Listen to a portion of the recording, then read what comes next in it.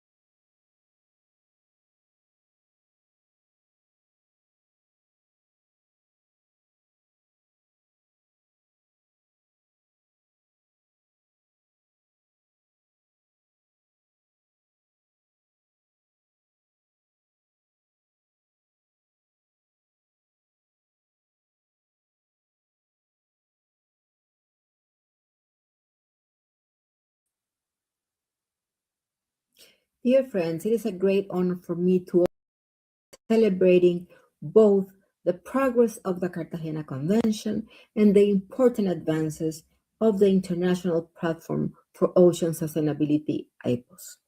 Allow me to begin by sincerely thanking IPOS for the kind invitation to participate in this discussion and for being a trusted ally to Costa Rica and to the ocean. My country firmly believes that sound scientific-based decision-making lies at the very heart of effective ocean governance. While scientific knowledge about the ocean is expanding, access to that knowledge, in particular for policy, remains a significant challenge. This is precisely where IPOS can play a transformative role by facilitating rapid responses and translating complex data into policy-relevant insights. IPOS can become a trusted source of ocean knowledge. In doing so, it enables states to act with confidence and to translate data into decisions.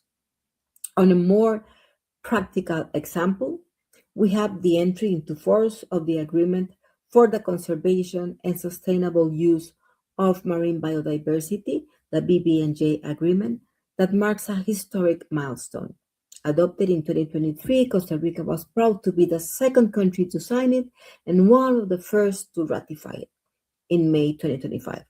The agreement entered into force last January, and its effective implementation is now one of our highest priorities. Mindful of the significant challenges involved in identifying potential gaps between the provisions of the agreement and national legal frameworks, we relied in the rapid response mechanism of IPOS as an invaluable tool, and we are very grateful for the results. In parallel, we are also advancing an area-based management tool proposal under the BBNJ framework focused on the conservation and sustainable management of the thermal dome of Costa Rica, a unique and dynamic oceanographic feature in the eastern tropical Pacific in the high seas. For us, it is a priority to ensure that this proposal is solid, science-based, and technically sound. In this regard, we are confident that IPO's rapid response mechanism can also make an important contribution to this effort. We also welcome IPO's pilot initiative on why deep sea ecosystems matter. This is especially timely. Growing interest in deep sea mining poses significant risk to some of the most fragile and least understood ecosystems on our planet. Costa Rica has consistently called for a precautionary pause on deep sea mining, recognizing that we still lack sufficient scientific understanding of their long-term environmental consequences, so we need to apply the precautionary principle. This call has been joined by other 39 countries, and we invite countries who have not yet joined us to do so. Dear friends, IPOS offers great opportunities to ensure science effectively guides our shared commitment under the Convention and beyond. I encourage you to explore it and benefit from it, as Costa Rica has done. I thank you.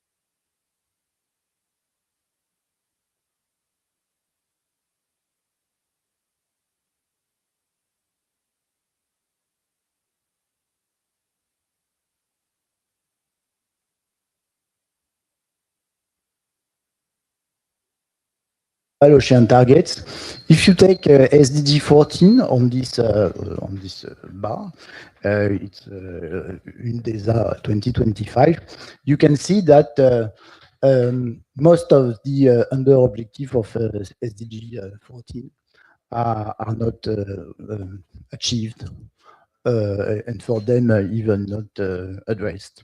So, but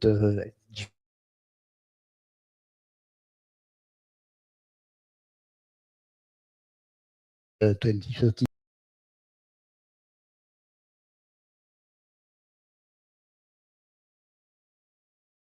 to be as quick, to be in 2030, but it must go forward. And so the idea was that the diagnosis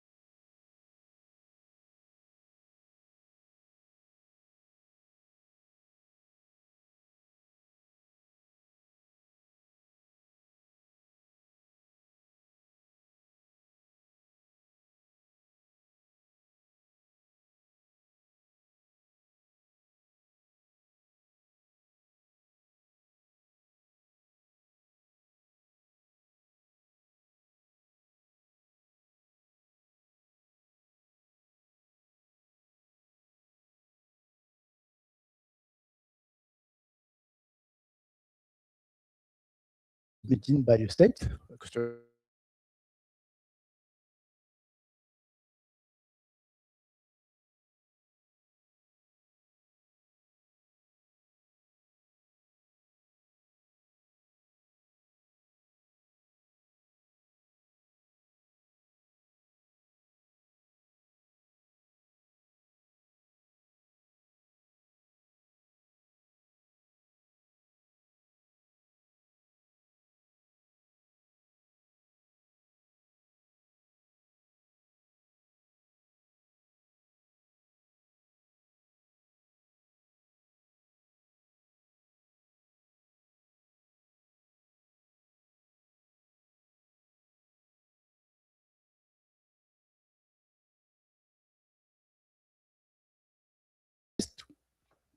And in order to describe the study that has been done, I will give the floor to one of our technical experts, with Natalia Oviedo Rodriguez. She's from Costa Rica, and she has been the co-author of the report with Mariana Blanco Bolaños.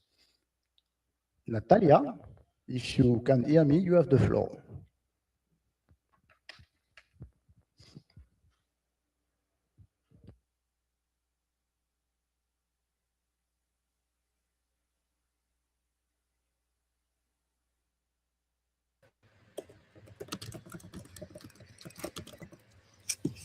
Hello, good afternoon. Thank you all for being here, and thank you, IPOS, for the opportunity to be part of this important session. My name is Natalia Oviedo. Small amount of time, Natalia, but we couldn't hear you. Can you hear me now?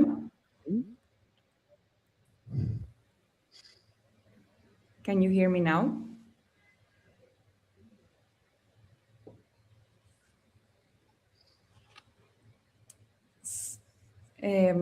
So my name is Natalia Oviedo, and today I will present. Hello?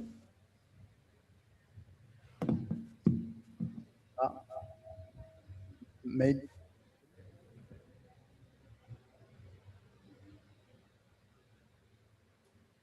Okay.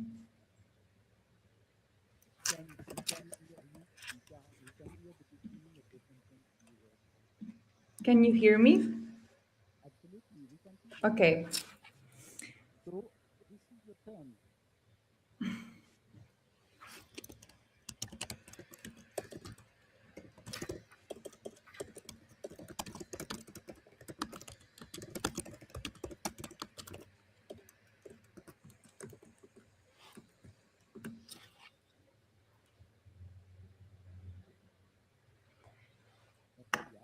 Can you hear me? Yes, Pierre. Listening to you, you can go ahead with the presentation of the study. We are in the room with several people that are waiting with impatience to present. Pierre, I hear you really low. I'm gonna text the IT team. Okay, but we can hear you well. You can speak. Okay. Is the presentation displaying? Because I cannot see it. Which is the next slide of the presentation. And each time I will tell you the number of the slides so you know on which one we are talking about. Okay. Wait, so we are, I hear you better. We are on number 8, right? We try to have number 8 right now.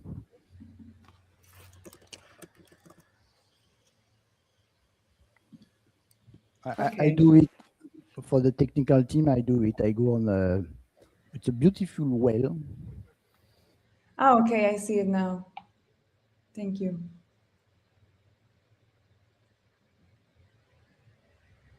Okay, so I'm gonna start over. Good afternoon. Thank you all for being here, and thank you, IPOS, for this opportunity to be part of this session. My name is Natalia Oviedo, and today I will present the preliminary findings from the IPO's Rapid Response Research Project, co-author with my colleague Mariana Blanco Bolaños, which examines Costa Rica's implementation of parts 3 and 4 of the BBNJ agreement, which concern, respectively, area-based management tools, or ABMTs, including marine protected areas, or MPAs, and environmental impact assessments, or EIAs. So as with most international environmental agreements, the real challenge begins after the ratification, right? So at that stage, states must translate treaty obligations into domestic legal and institutional frameworks capable of implementing those rules. So in this context, our research examines how Costa Rica, a country widely recognized for its ocean conservation leadership, can move from high seas ambition to practical implementation at the national level. So in this presentation, I will briefly discuss the research question and scope, the methodological framework, and some of the preliminary findings. So, as you can see, our central question guiding the study is the following.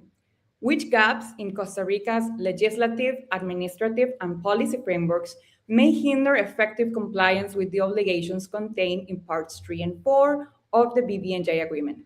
And equally important, what actions may be required to address those gaps?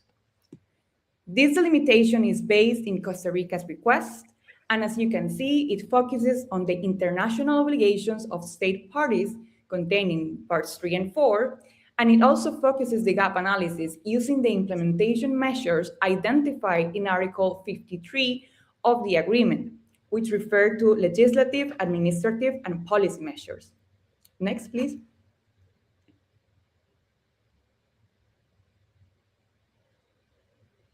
So to answer this research question, we have developed a 4-step analytical framework. First, we conduct a legal analysis of the international obligations contained in parts 3 and 4. Second, we map the existing domestic legal and institutional framework in Costa Rica that is relevant for implementing those obligations. Third, we compare both frameworks in order to identify normative gaps and institutional gaps as well. And fourth, we translate those gaps into policy recommendations. An important methodological decision concerns how we organize treaty obligations. So rather than analyzing the treaty article by article, we are structuring the whole analysis according to the procedural phases of the implementation, such as the phases for proposing and establishing ABMTs or conducting an EIA. This approach reflects the procedural logic of the agreement, aligns with how domestic administrative systems function, and helps identify the specific points where implementation challenges may arise. Within each phase, obligations are further categorized according to their functional nature, and this allows us to translate what sometimes can be complex and abstract treaty obligations into concrete state functions. The outcome is a framework that can serve as a replicable tool for implementation assessments in other countries. Next, please.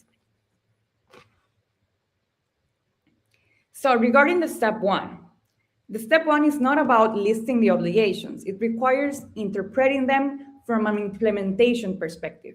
And this interpretation must take into account the objectives and principles of the agreement, key provisions such as the non-undermine clause, as well as other developments in other areas of international law that are relevant for the BBNJ agreement, such as the biodiversity framework, climate change regime, and human rights law.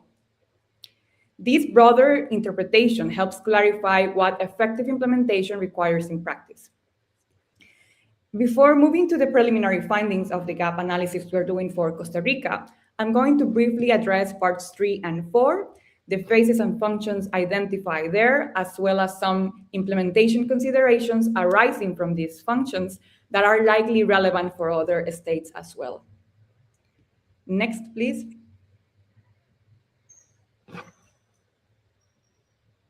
I don't see the presentation anymore, but I hope it's there, right, Pierre?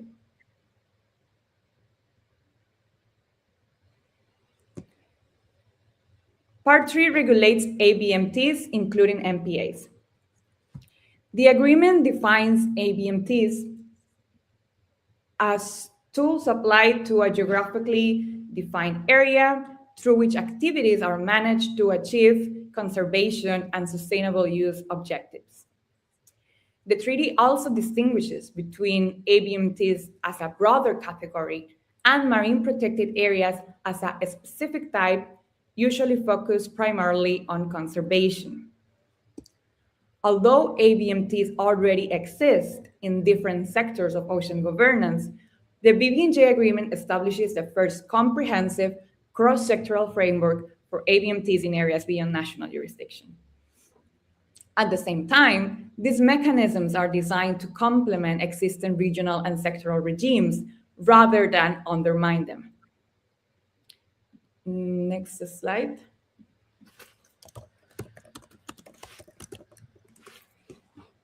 Regarding the ABMT phases, for the purposes of this research, state obligations under Part 3 were mapped across the full life cycle of an ABMT. The life cycle includes 6 phases: the development of the proposal, its submission and publication, consultation with relevant stakeholders, the actual establishment of the ABMT, implementation of the measures, and monitoring and review. Within each phase, obligations were categorized according to their functional nature, which helps identify the institutional capacities that states need to participate effectively in these processes. Applying this framework allows us to identify several key implementation considerations. So first, regarding substantive and scientific obligations, the agreement requires the use of the best available science when identifying areas of ecological importance. Second, there are procedural and administrative requirements. So states must ensure institutions have clear mandates and legal authority to participate in ABMT processes and coordinate across sectors, such as fisheries, conservation, and maritime transportation. Third, international coordination and cooperation are central. States must ensure that their representatives in other international bodies, IFBs, promote measures adopted under the BBNJ agreement and coordinate with other states when submitting joint proposals. Fourth, effective implementation requires monitoring and compliance capacity. And finally, the agreement also includes capacity building and equity obligations, requiring states with greater capacity to assist those needing support.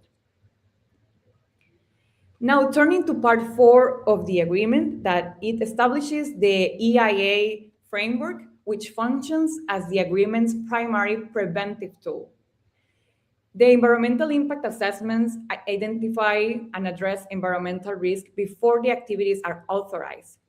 So, while UNCLOS already includes a general obligation to conduct EIA, the BBNJ agreement introduces clearer thresholds, structured procedures, transparency requirements, and international reporting mechanisms. Importantly, the EIA framework applies both to activities under the jurisdiction or control of the state that are to be conducted in ABNJ, as well as to activities conducted within national jurisdiction when they may affect ABNJ. The agreement also introduces an equivalency test.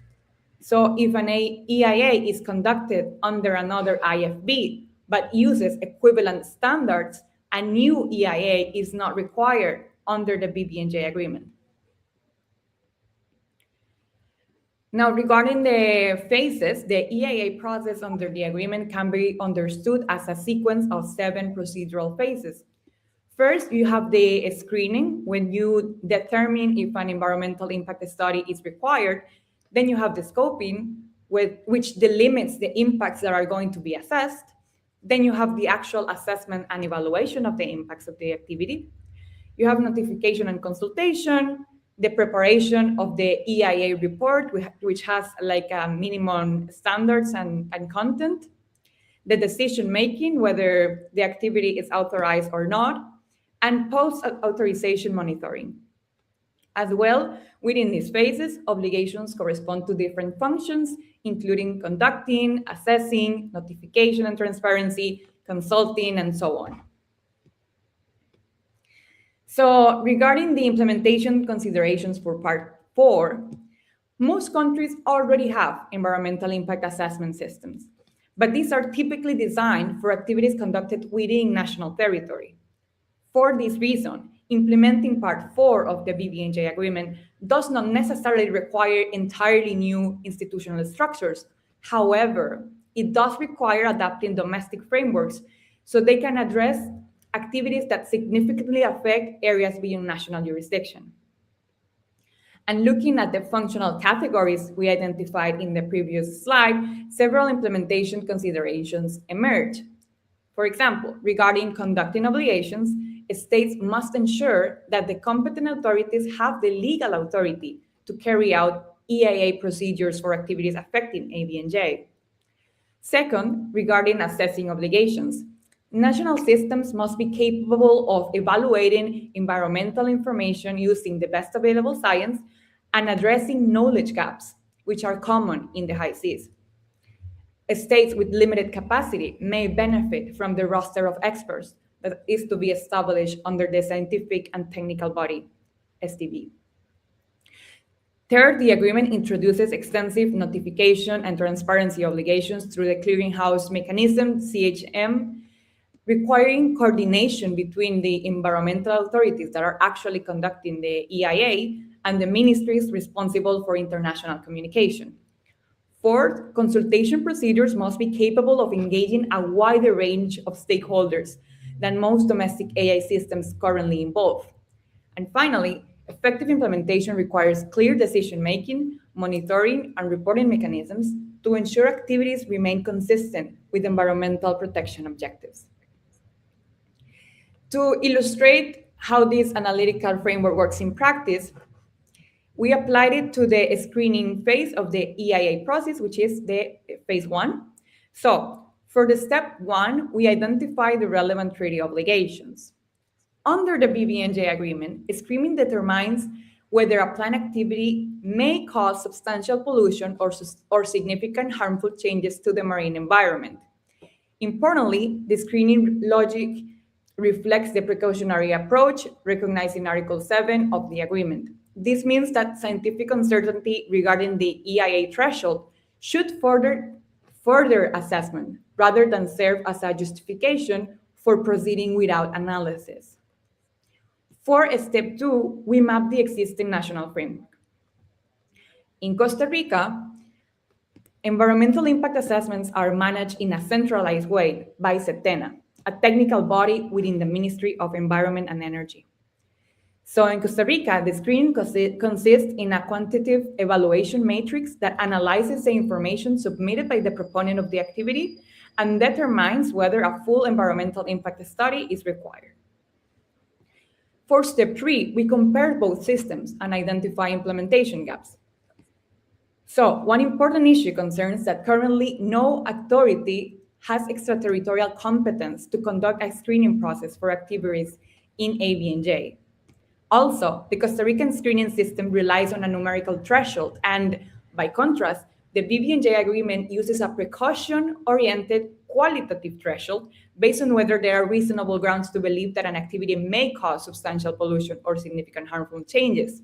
So this raises the question as to if this numerical threshold fully captures situations where scientific uncertainty, cumulative impact, or transboundary risk affecting ABNJ justify further assessment. In addition, the current screening framework does not explicitly incorporate several elements required under the agreement, such as cumulative climate impacts, transboundary impacts affecting ABNJ, and impacts on ecologically significant or vulnerable areas beyond national jurisdiction. It does not require CETENA to give a motivated decision as to why an EIA is not going to be conducted, nor it establishes a procedure for the disclosure of this information to the CHM. For step 4, we're translating these gaps into policy recommendations. So using this example of the phase 1, these may include adapting screening procedures to include activities affecting ABNJ, ensuring that national treasures are aligned with BBNJ standards and precautionary logic, requires a tenant to give a motivated decision when an EIA is not required, and establish procedures to notify such decision to the CHM. Next, please.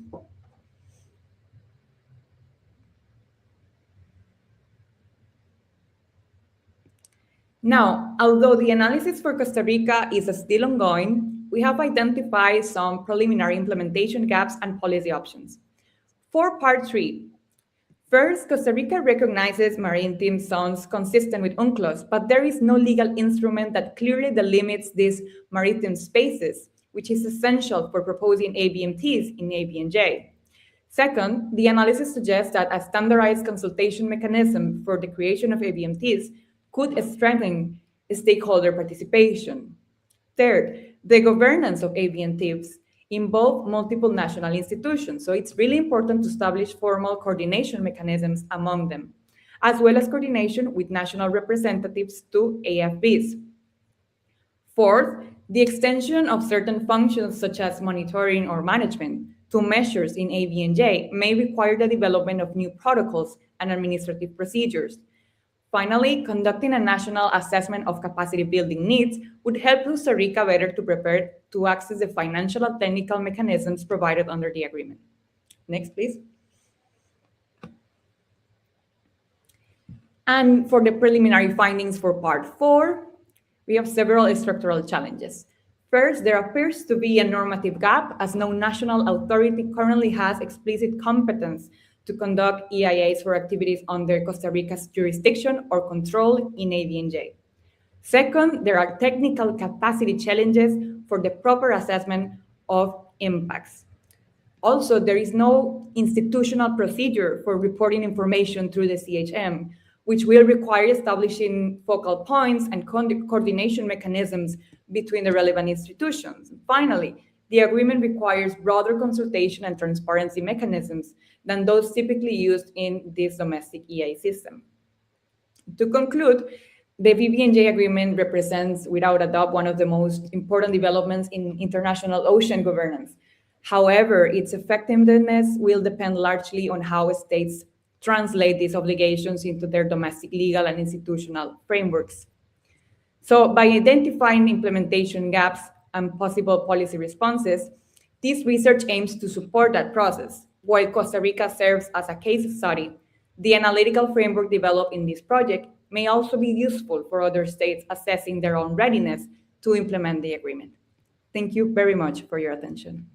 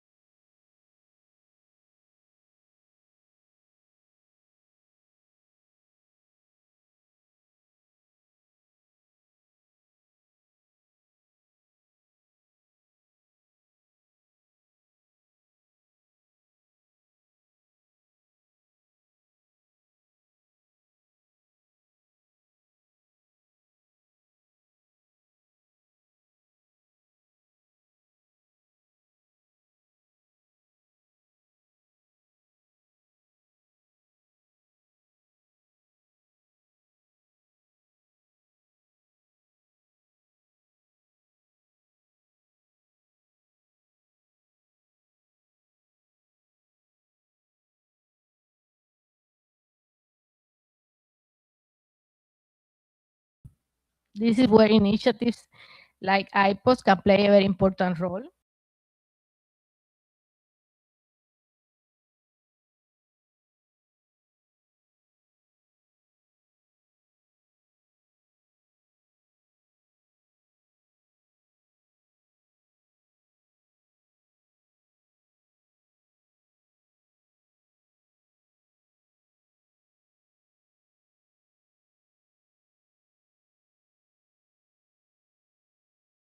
Support countries in adapting their national legal frameworks to implement the BBNJ agreement. So looking ahead, we are proposing 3 areas for a strong potential of collaboration. First, strengthening alignment between regional biodiversity conservation initiatives like the Cartagena Convention and the tools provided under the BBNJ agreement. Can you hear me? Yes. Particularly in relation to area-based management and ecological connectivity. Second, supporting Caribbean states in building scientific, technical, and institutional capacities needed to effectively participate and implement the agreement. And third, enhancing regional scientific cooperation and knowledge sharing. So, ultimately, the success of the BBNJ agreement will depend not only on global ambition, but also on effective regional and national implementation. And this is where frameworks like the Cartagena Convention and initiatives like IPOS can support countries in the wider Caribbean region, but of course, all over the globe. Thank you very much.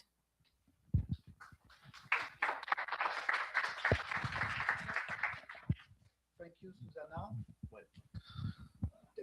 Okay, can you hear me? Fantastic. Thank you for the invitation. I have been the pleasure to be part of this idea and now this concrete thing that we are calling IPOS, because this is something that we always needed, but we didn't know what it was in fact. And this is really important because IPOS is, as you mentioned, is a catalyst, is something that bridges demands and information that were loosely arranged in the scientific space. And without this connection, we cannot evolve in the implementation of policies. In some places, we are lucky. We have this being exercised on a daily basis, but in other contexts and in other situations like the BBNJ treaty that enter into force this year, we do not have necessarily the expertise or the behavior that, or the processes that helps us to build the solutions and implement what's being demanded to a country. So IPOS was designed to approximate the demands which are pushing the countries to concrete actions. So science into action in the countries, at the country level. In a way, we will be more prone to implement what's expected from countries. We are talking about a lot of things. BBNJ is just only of this. We are talking about regulations to face pollution. We are talking about the need to create marine protected areas and other ones. But how to do that? It's considering what the Ocean Decade is advocating, we need to develop co-design processes, heuristic dialogues that will create the opportunity to learn by doing and do by while you are learning in a way that we will be based on the best available knowledge. But where is this knowledge? It's everywhere, it's loose. And then there is a need to have this type of facilitation to bring some best practices, because we are talking about best practices that are being experimented in other contexts, to put this or experiment this into specific and different contexts, learning how to do that and understanding the trade-off. So IPOS and what's exemplified here is not prescriptive. It's not being said, do it, but think about it. This is what the best knowledge about this very specific and important type of science, which is the knowledge of processes. Normally here in the meetings, now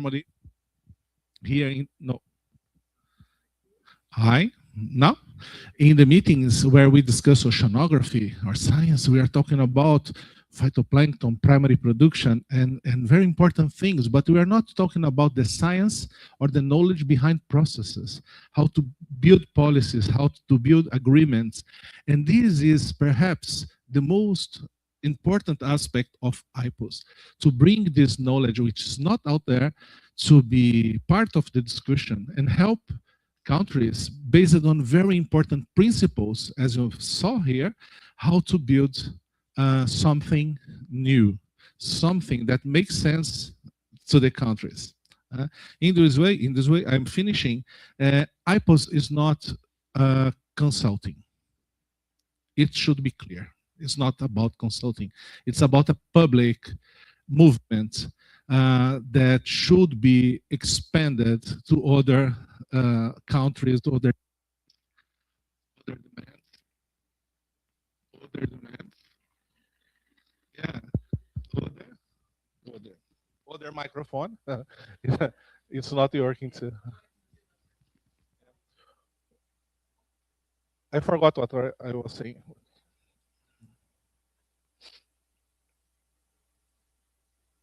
So, hello. Well, there was nobody out there. Oh, it's okay.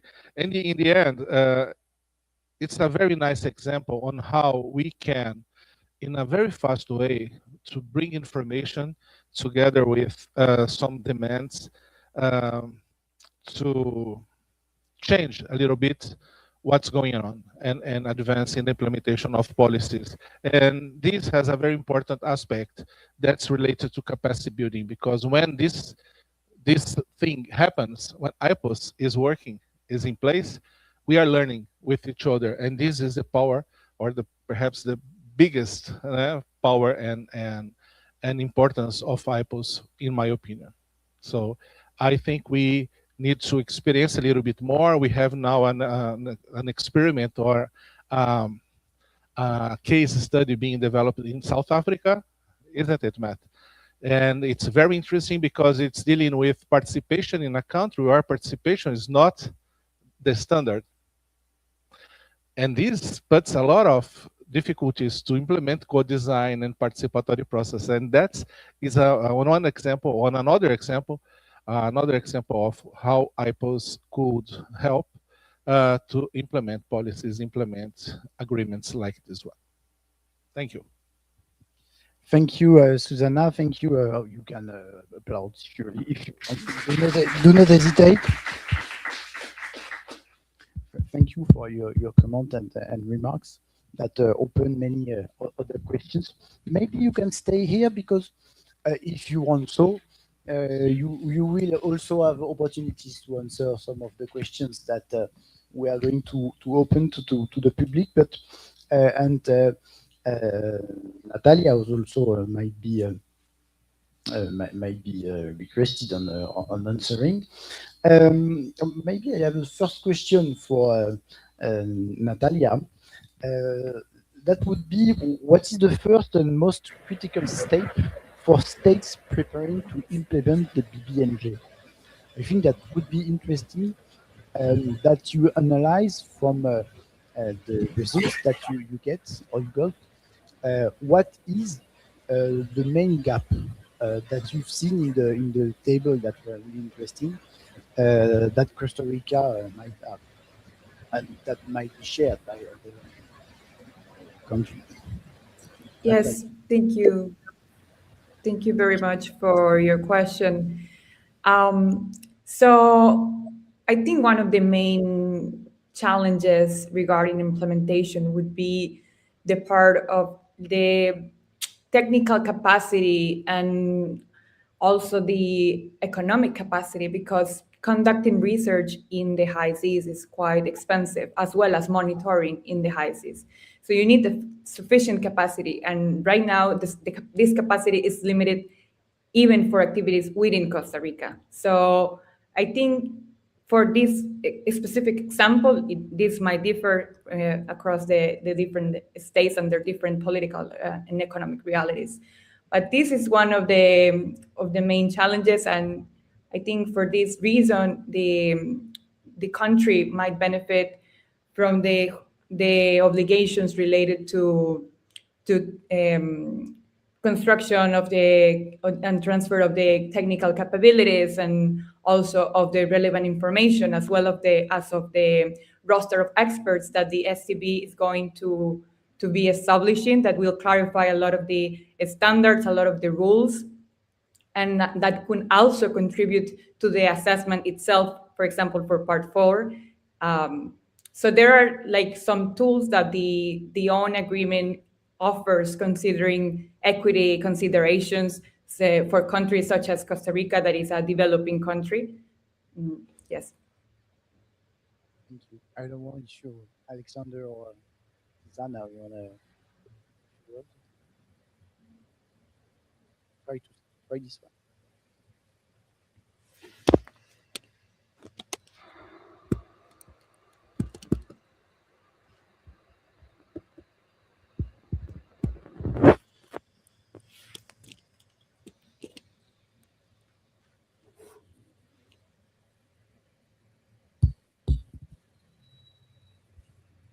Thank you. Hi. He has an echo.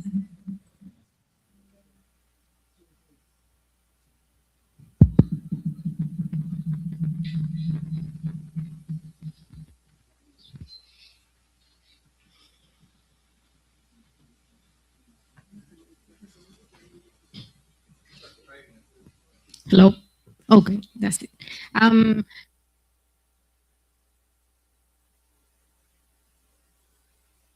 For, well, of course, the countries in the wider Caribbean region, but in general, all over the world, and I believe it's highly relevant to countries, but also to organizations, to be aware of the different opportunities that have been offered. And in that sense, we had a webinar with, the colleagues from IPOS hosted a webinar, and we were invited, and also Ambassador Guillen, to present this example. There is another example in the wider Caribbean region in Panama. It's not related particularly to BBNJ, but it's to coastal ecosystem. So IPOS is definitely a great opportunity, and has been identified in the region.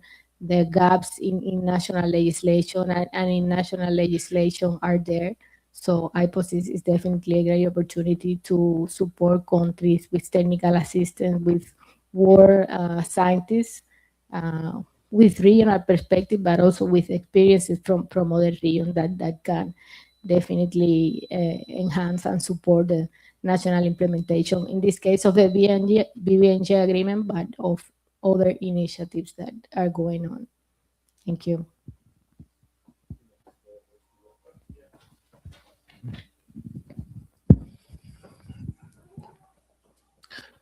More than the importance of IPO's mandate itself, is the importance or the powerful, or the power of the process. The process of dialoguing with countries, or with selecting people to make this work, like Natalia, is very similar to what IPBS or IPCC does in terms of bringing scientists and specialists together. It's based on their capacity, on their track record, on their interest in contributing. And this is very important because, as I said, we are not talking about consulting. We are talking about a public nature of a kind of partnership that's being established with IPOS. And this is really important because when you come to a country like Costa Rica or Brazil or South Africa in the global south, you face very specific difficulties or peculiarities that need to be understood. Because when you bring some solutions or some ideas to the table, the country starts to think about how to implement that. And sometimes, or most of the time, we do not have money or institutional capacity to create all these new things that are demanded. And this may create anxiety, so that we need to be very clever in a way that this type of process takes time. And it will not happen after a week of the publication of the report. For example, it will take time. The country needs to digest, needs to think strategically on how to implement that. What are the resources? Where I am going to find the institutions, or to create the institutions, or find people to work on it. So it's not easy. It's a process. And this should be in our minds when we think about IPOS and its role. We are creating something different. Without IPOS, it will take longer.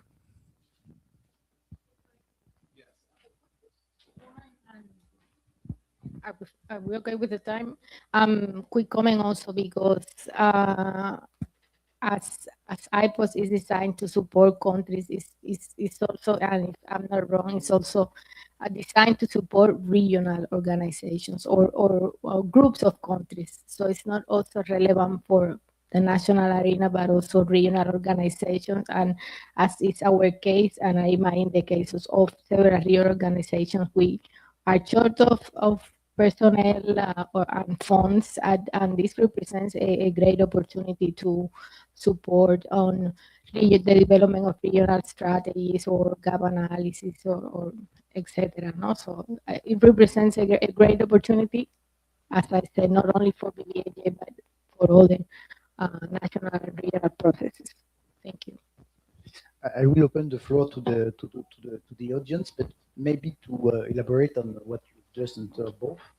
Maybe I will turn to Natalia again. What are what consider the most transferable results of this study to other states? If you have any answer, Natalia, on that, maybe we have a reflection. Yes, thank you. Thank you for this question. I think one of the most transferable elements is precisely the analytical framework, the 4-step analysis, and this part about conducting the analysis in a phase-based, because in administrative domestic structures, actually, they already work by phases. So it's more intuitive for them to follow. And also regarding the functional categories, I think it's very important because, as I said earlier, this is about converting abstract provisions into the specific state functions that are to be expected in the different phases of the process.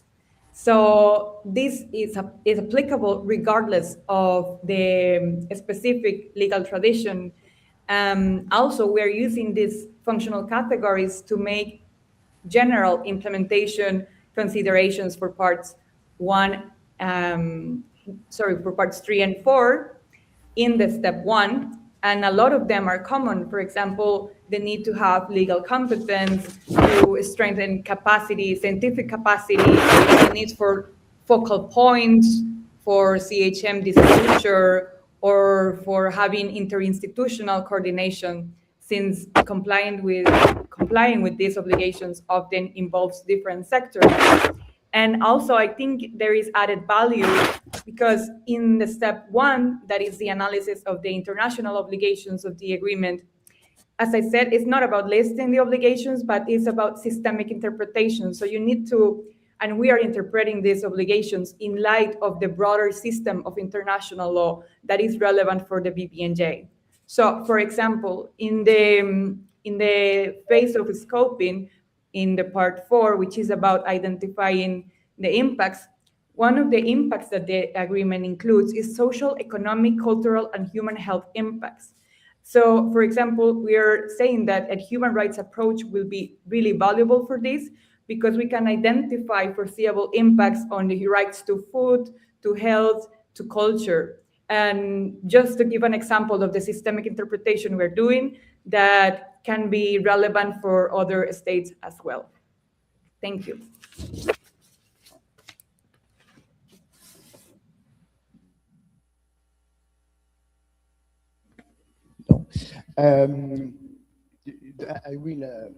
I will give you the microphone if you have some question from the floor and from the audience, and see if you want to answer. Of course, do not hesitate. Hi, I'm Johan Renard from Reef Support. My question is on the financial side of things. We unfortunately live in a very capitalistic society, which of course is not great for our biodiversity, but it is what drives, well, most of us essentially. And I'm curious from your perspective, because the only mention for finances that we've heard today really was in the last panel. They mentioned that 1% of climate-related finance goes to the ocean, which I imagine 99% of the rest goes for land-based climate change impact. So I'm wondering, in this framework and also from a legal perspective, has there any financial instruments been investigated in the context of maybe Costa Rica? And also from a legal perspective, how do you then punish or fine parties that break such a treaty if you don't have a financial attachment or assessment of the biodiversity impact? Thank you. Easy question, huh? In terms of financing, we in IPOS, in the discussions of IPOS, it's not the case. We are not discussing it in general, but it should be perhaps considered, because all these suggestions will demand resources to be implemented. And there are different ways to do that. As you mentioned, credits of biodiversity, carbon credits, or other types of things, or even the potential of blue economy could be created. This could be a very interesting question for IPOS to answer, because it's not a trivial question and there is no trivial answer for that. But what would be the mechanisms for the implementation of the agreements that are out there, considering the gaps that we have in the countries, including the capacity to invest? And this is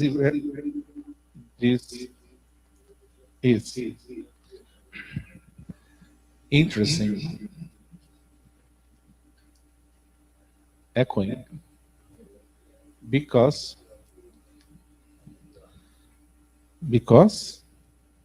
melhorou. Because even the financing of IPOS should be well solved, and the position of IPOS in the multilateral ecosystem should be matured.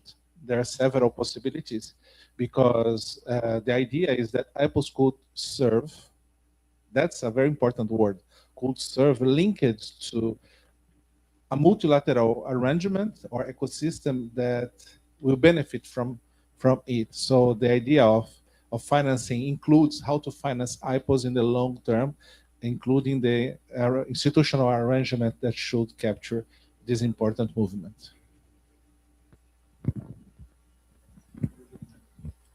If I may, and this is not, of course, related to IPOS, because my colleague already commented on the possibilities that IPOS provides to the countries and organizations, but the Global Environmental Facility has already funds to support countries.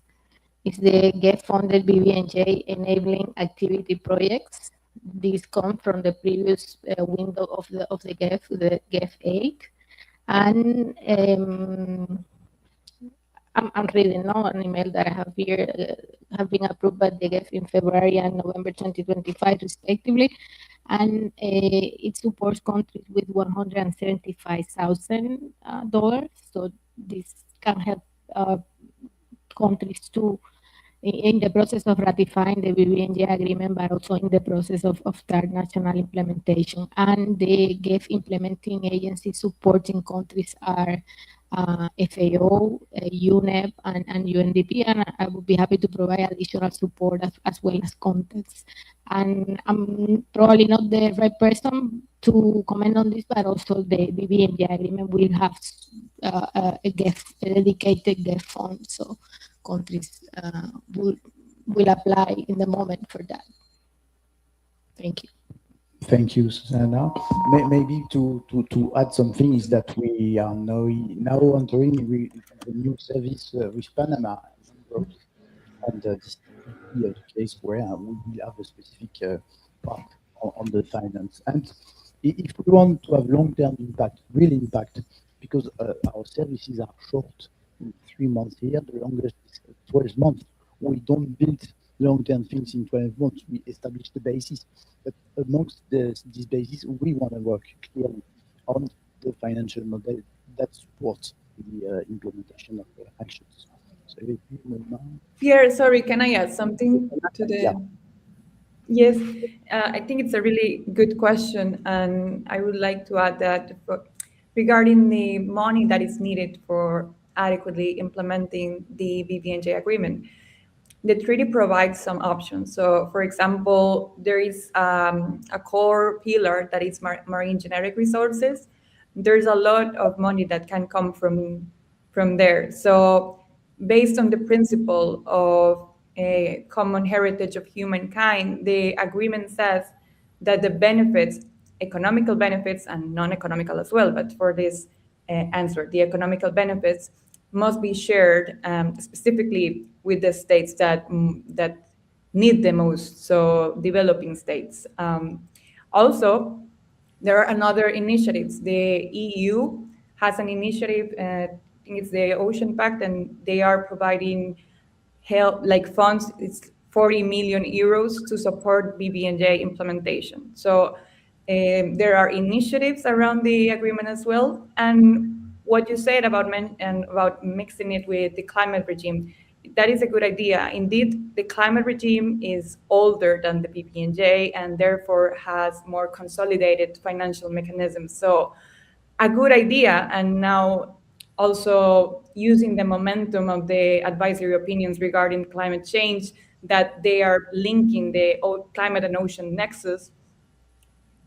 Protecting the ocean now is seen as a mitigation obligation for climate change, and also as an adaptation, because it's our best ally against the climate change.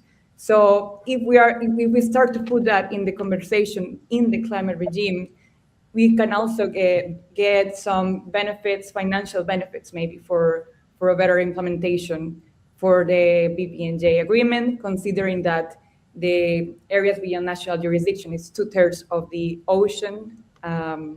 Yes, that are the things that I would like to add. Thank you.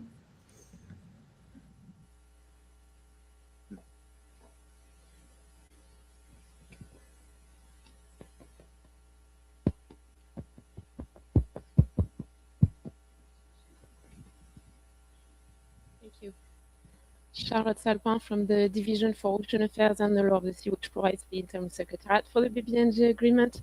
Thank you very much for this very informative side event.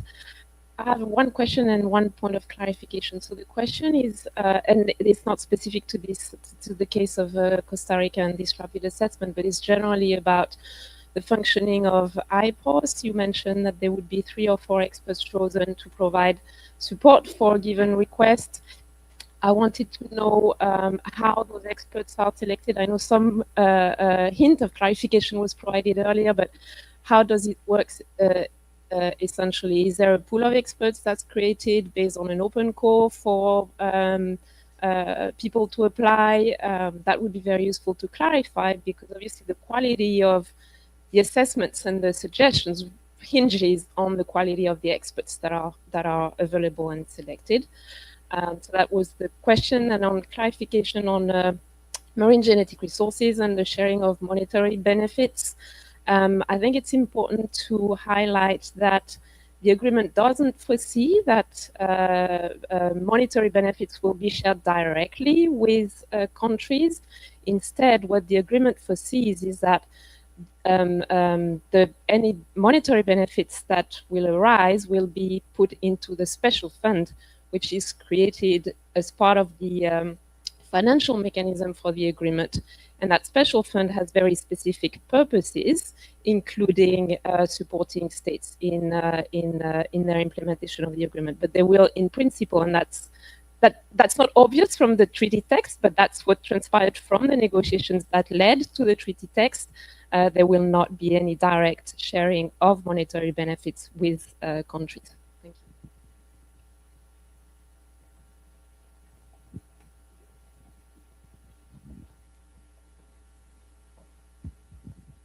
No, maybe I will take profit of the presence of Tanya Brody-Rudolph, who is connected to give her the floor if she is still connected.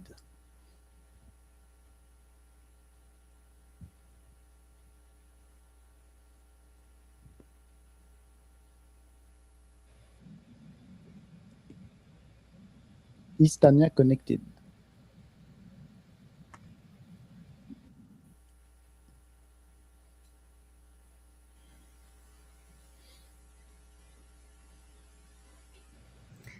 Tanya says she is connected.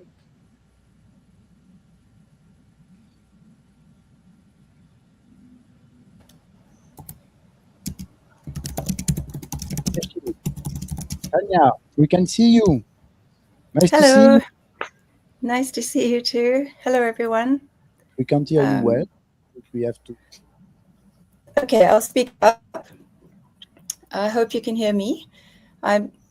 I'm in Cape Town in South Africa, and very nice to see all of you. Thank you, Natalia, for a really interesting and insightful presentation and for the wonderful results of the work.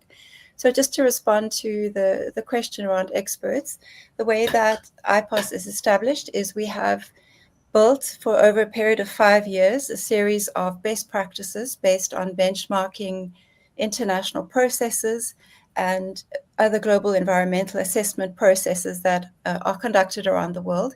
We've developed very stringent processes for the way in which we select our experts, the way in which we run our processes, the way in which decisions are made. We also have oversight from an acting knowledge committee, which is a group of independent experts from around the world that represent diverse knowledge systems, that oversee all of our decisions. And we have an interim steering committee made up of senior leading experts around the world who provide strategic oversight as well. So in terms of calls for experts, the processes are different for the different requests. For a rapid response, because we have a small group of experts, there would be a call, an open call to experts that then submit a CV and a motivation letter. This is reviewed and considered by the action request or rapid response manager, and then reviewed by the team and by the knowledge committee. For an action request, which is our longer service for a period of a year, the process is similar. There is an open call, which is published online, and then a process of evaluation takes place with different levels of approval. So firstly, with the project team that are working on the specific request, such as the one that we'll be doing in Panama, for example. And then the second layer would be the acting knowledge committee that would review those decisions. And then the final decision is made by the interim steering committee. And all of this is to ensure that there is credibility, legitimacy, and scientific rigor ensured in all of our processes. And the other important thing to note is that there will be at least 2 external peer reviewers for any results that come out of IPOS. And those peer reviews will be made available, and they will be part of the authorship of the final reports. Thank you. To answer to a part of your question, we don't have any specific pool for experts, because in fact our call for requests from the states are quite wide and broad as a topic. So if we can't do that, but we have built a coalition of scientific institutions, 3 or 64 right now around the world. Of course, and but that are the place where, of course, we send the call for experts, for example, so they might identify also experts on the topics on which we need expertise. That's really important, and it is almost our day-to-day work to establish collaborations with all the people, because of course we are talking about scientific institutions, academics, but when we talk about other form of knowledge or the knowledge system, we also need to go on other type of institution than purely scientific institution. So this is really a day-to-day work, at least for one person in the team, and globally for the team. Pierre? We have time for a last question. Yes, we have time for a last question. I will give you the microphone. Thank you so much. This is Sarah from the Inter-American Association for Environmental Defense. Very nice seeing you, Natalia. And I was really trying to think, maybe I missed it, but very interested in knowing about the operationalization of the consultation and participatory processes in the Part 3 on ABNTs and the Part 4 on EIAs. If you foresee from the assess that you did with the legal framework of Costa Rica, some legal gap that might be coming the way of those participatory processes and consultations, especially when it comes to indigenous peoples and local communities. Thank you. I don't know if Natalia want to answer that. The really interesting thing with BBNJ is that it is obliged all the states that are going to implement BBNJ to set at a higher level all the standards they have for transparency, eligibility, impact assessment, scientific evaluation, and so on. That's really something interesting. Natalia, do you want to add something?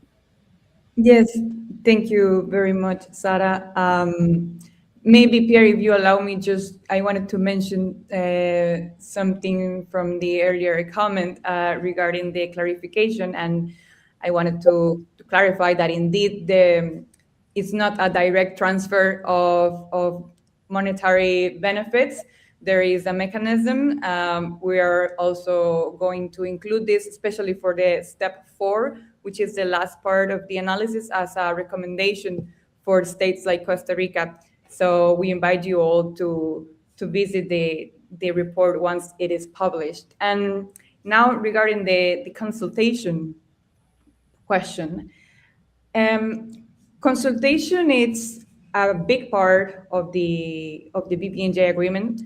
Some people can even say that it's a human rights treaty, in the sense that it incorporates access to justice, right to public participation, and these are elements, procedural elements of the human right to a healthy environment. So we're using a human rights perspective to address this. Regarding the gaps, for example, the standard is that these consultation processes should be taken throughout the whole process, right?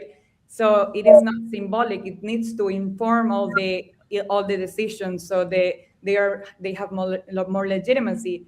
And what we found is that sometimes the legal guarantee is there, but it does not work like that in practice. So for example, for EIAs, sometimes what happens is that public participation begins like at the very end of the process, and that is not how it should be, and that is not how the law requires it to be, not in the domestic law and nor in the BBNJ, because in the BBNJ it needs to go from the very beginning, especially in the scoping stage.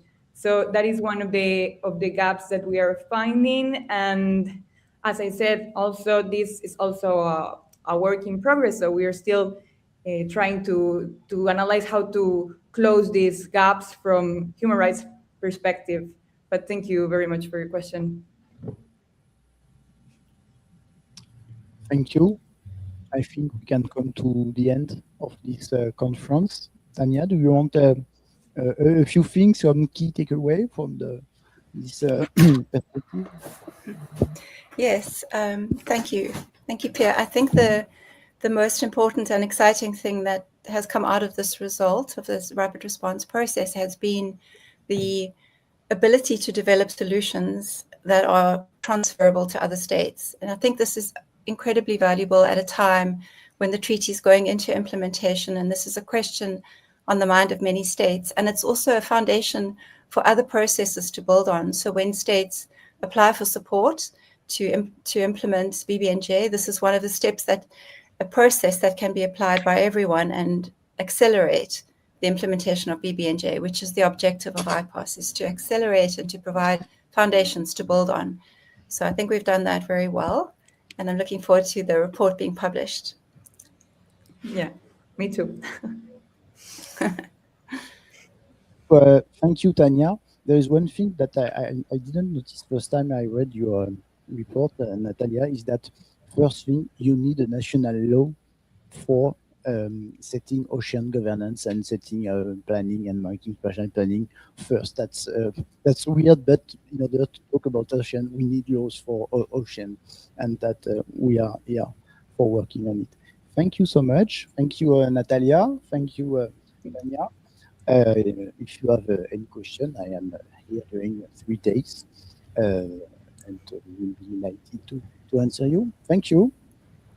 Thank you. Thank you. Goodbye. Bye. Goodbye.